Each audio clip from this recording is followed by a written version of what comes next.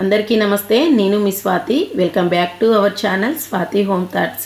Friends, ఈరోజు మన వీడియోలో స్వీట్ క్యారెట్ హల్వాని చాలా టేస్టీగా బేకరీ స్టైల్లో మనం ఇంట్లోనే ప్రిపేర్ చేసుకోవచ్చండి. అలాగే హెల్దీ రెసిపీ కూడా చాలా టేస్టీగా ఉంటుంది. ఈ ప్రాసెస్ ఏంటో మీరు వీడియో పూర్తిగా ఎక్కడ స్కిప్ చేయకుండా చూసారంటే ఇంట్లో మీరు కూడా ఈ హెల్దీ రెసిపీని ప్రిపేర్ చేసుకోవచ్చండి. ఇక లేట్ చేయకుండా ఈ వీడియో ప్రాసెస్ ఏంటో చూసేయండి. ఇక్కడ నేను 1/2 kg క్యారెట్ తీసుకొని పైన పీల్ మొత్తం తీసివేసి ఒకసారి శుభ్రంగా కడుక్కొని ఒక బౌల్లో వేసుకొని పక్కన పెట్టుకోండి. హల్వాలో మంచి ఫ్లేవర్ కోసం 5-6 యాలకులు తీసుకోండి. ఆ తర్వాత 1 స్పూన్ పిస్తా తీసుకొని కట్ చేయండి. ఆ తర్వాత 1 స్పూన్ 2 స్పూన్ల వరకు కిస్మిస్, 1 స్పూన్ జీడిపప్పు. నెయ్యి కొద్దిగా ఎక్కువే పడుతుందండి. ఇక్కడ నేను 2-3 స్పూన్ల వరకు నెయ్యిని తీసుకున్నాను. ఆ తర్వాత మన టేస్ట్కి సరిపడా షుగర్ తీసుకోండి. స్వీట్నెస్ తినే వాళ్ళు కొద్దిగా ఎక్కువైనా తీసుకోవచ్చండి.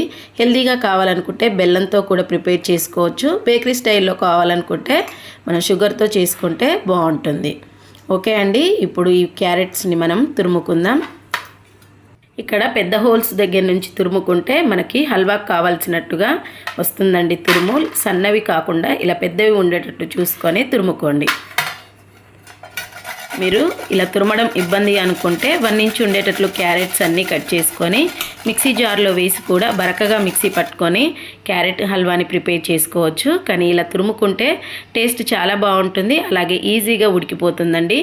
అన్ని క్యారెట్లు ఇలానే తురుముకొని పక్కన పెట్టేసుకోండి. ఇలా మొత్తం తురుముకుంటే సరిపోతుంది. మొత్తం తురుముకొని పక్కన పెట్టేసి ఇప్పుడు పొయ్యి మీద ఒక ప్యాన్ పెట్టుకొని 2 స్పూన్ల వరకు నెయ్యిని వేయండి. నెయ్యిని వేసి వేడయ్యాక 10-15 వరకు జీడిపప్పు పలుకులు వేసి దోరగా ఫ్రై చేసుకోండి.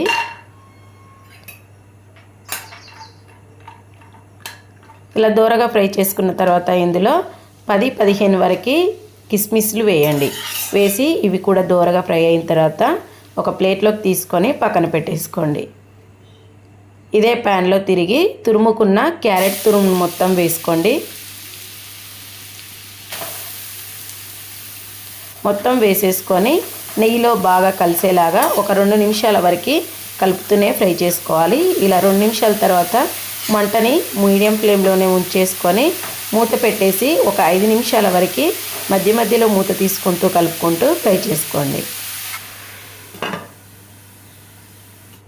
ఇలా 5 నిమిషాలు ఫ్రై చేసుకున్న తర్వాత ఒకసారి కలిపేయండి. మొత్తం మంటని మీడియం ఫ్లేమ్లోనే పెట్టి ఫ్రై చేసుకోవాలి. హైలో పెడితే త్వరగా అడుగంటుతుందండి. మీడియం ఫ్లేమ్లో పెట్టుకొని ఇలా 5 నిమిషాలు ఫ్రై చేసుకున్న తర్వాత ఇందులో పాలను యాడ్ చేసుకోండి. పాలు చిక్కగా ఉండేటట్లు చూసుకొని 1 గ్లాస్ వరకు పాలను యాడ్ చేసుకొని షుగర్ని వేయండి. షుగర్ వేసి ఒకసారి పూర్తిగా మొత్తం కలిపేసుకొని మళ్ళీ మూత పెట్టేసి మధ్య మధ్యలో మూత తీసుకుంటూ కలుపుకుంటూ మంటను మీడియం ఫ్లేమ్లోనే ఉంచుకొని ఉడికించుకోండి. మనం వేసిన పాలన్నీ దగ్గరికి అవ్వాలి. ఇలా ఇంకిపోయిన తర్వాత ఒకసారి మళ్ళీ మూత తీసి కలిపితే చాలా చక్కగా క్యారెట్ అనేది ఉడికిపోయిందండి. మనం వేసిన పాలన్నీ చక్కగా ఇంకిపోయి క్యారెట్ అనేది ఉడికిపోయింది. ఇప్పుడు ఇందులో మంచి ఫ్లేవర్ కోసం యాలకులు అలాగే మనం ఫ్రై చేసి పెట్టుకున్న డ్రై ఫ్రూట్స్ని వేసుకోండి.